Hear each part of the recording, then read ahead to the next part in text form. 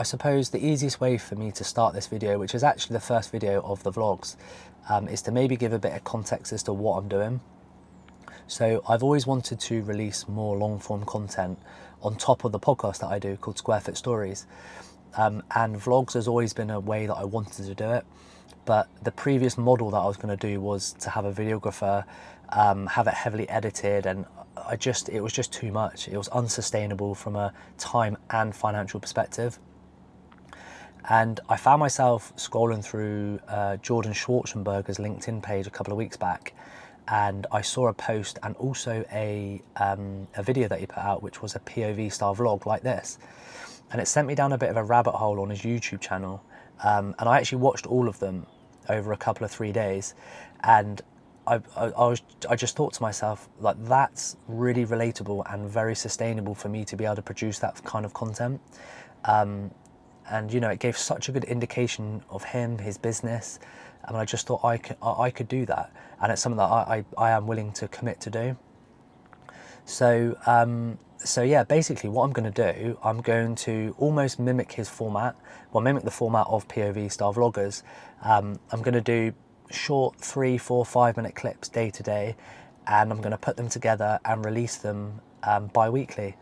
So I release my podcast bi-weekly, so it would just mean that I'm releasing long form content every single week. And it's really going to be centered around 3 pillars. So it's going to be, the first one's going to be the business and, you know, what I'm up to day to day in the business. I'm going to share a bit behind the scenes around the business, Jade Interiors. The second one's going to be more thought leadership.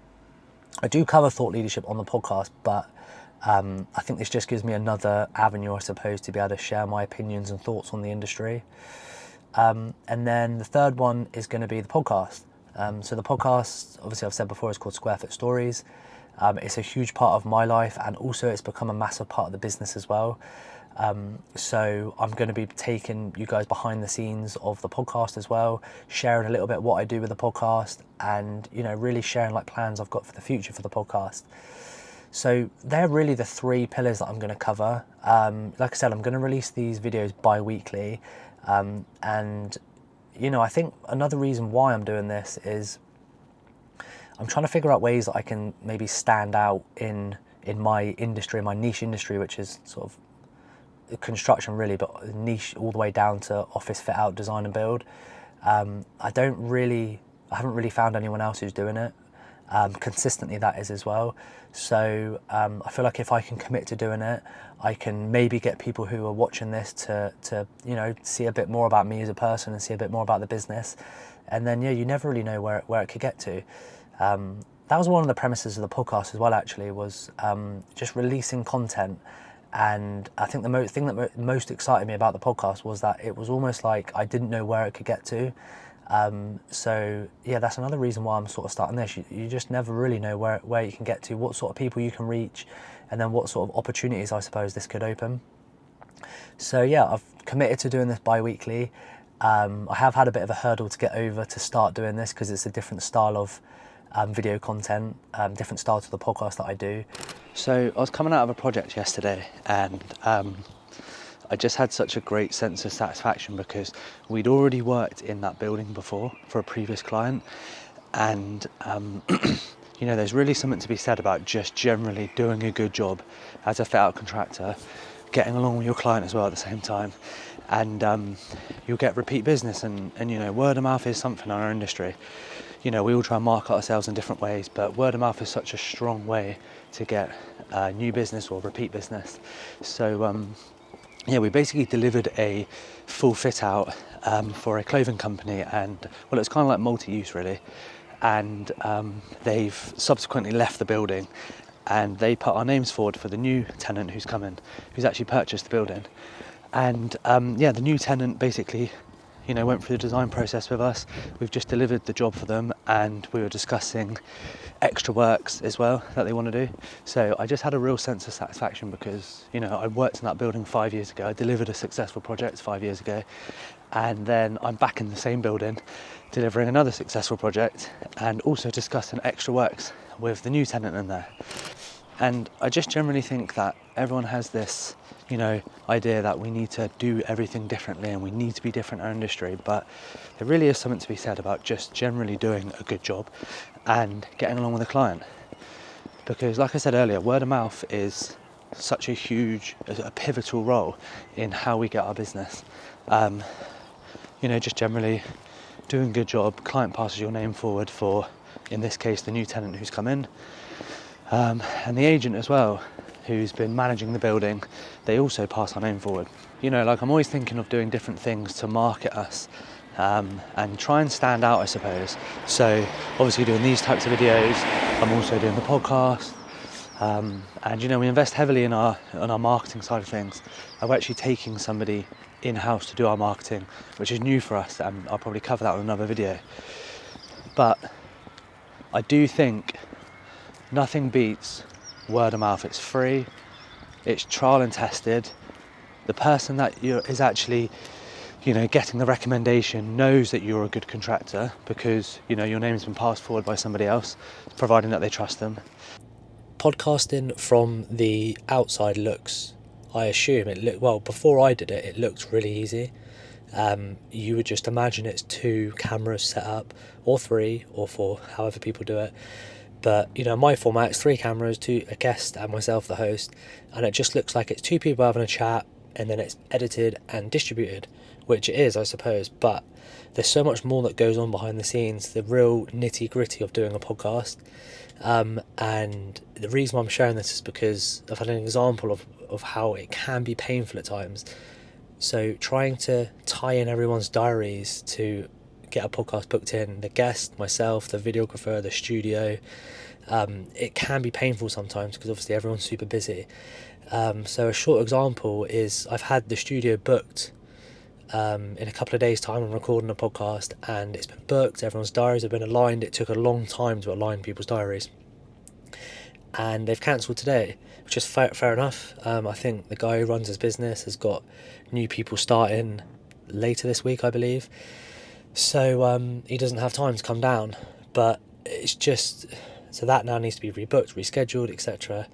And I might be rambling, and it's such a small example, but there's so much more that goes on behind the scenes to podcasting than just the video, the recording, the conversation you have, and the end product, the video you see. It really sometimes can be painful. So one caveat I'm trying to do for that, or I suppose caveat I'm trying to make for it, is we're moving office, which I'm going to go into a lot more detail at some point. And in the office that we're moving to, we're going to fit it out, and I'm fitting out a podcast studio for myself in there because it will just help alleviate some of the painfulness that I get around trying to book the studio.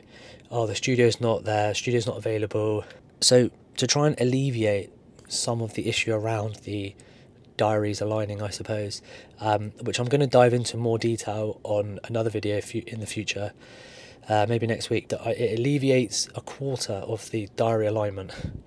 It just means that I can have control over the studio, which means I can do it if and when, it's available if and when. I will actually going to be sharing a lot more content around the office move. We've actually just finished designing it.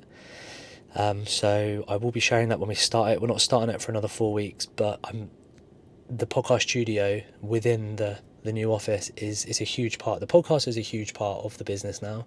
I thought it would get somewhere, but I didn't think that it would get to the point whereby I would have my own studio in the office. I always thought maybe one day I'll have a studio for myself, but I didn't think it would come so quickly, to be honest with you. So yeah, I'll share the journey building the podcast studio and building the office as well, fitting the office out when it's relevant in probably 3 or 4 weeks' time. So I came out of a meeting earlier today with a client who's just taken over a new 30,000 square foot space. An incredible business, like amazing people as well. They're very high paced, fast energy, let's grow quicker. And we actually did a fit out for them, I think 5 or 6 years ago when they're a bit smaller, but they've grown so much. And hence the 30,000 square foot space they've taken over. But whilst I was in the meeting, I was reflecting on us as J Dane Interiors as a business and thinking, and it's just working. Things have fallen into place because they're really pushing it. And I was almost feeding off the energy whilst I was in there. And then as I came out and reflected a little bit more, I actually thought, do you know what? In our industry, so many people fall into the trap of growing too quickly. They're going from 1, 2, 3 million pound to 5 to 10 million pound, and then they quickly want to get to 25 to 50. And as soon as they hit that bracket, the whole the business itself that you're working in is so different. Like the amount of people I've spoken to on podcasts where they say that once you go from 10 to 50, that is such a drastic change in how you deliver projects, and also the reliance you have on cash flow and supply chain.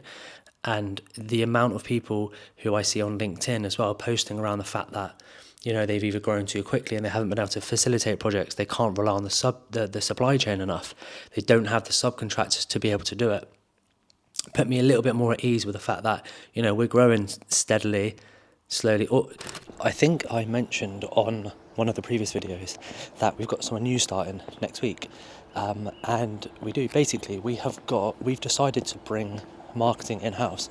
We've traditionally relied on external agencies to cover all of our marketing, putting the podcast aside because I class the podcast as marketing.